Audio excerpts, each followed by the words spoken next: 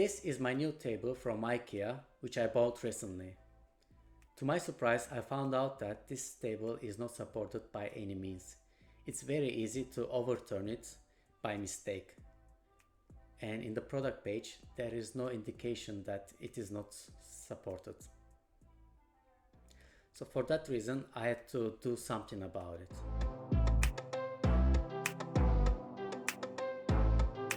The support I created has 3.6 mm diameter holes, and the wall thickness of the body is 6 mm, which is more than enough. The inner width of the support is 25.5 mm, and finally the height of the inner part of the support is 15.4 mm. I 3D printed the supports with wood filament, which came out perfectly and fit perfectly. I'm so happy with the results. Thank you for watching. If you want the product files, please do let me know in the comments.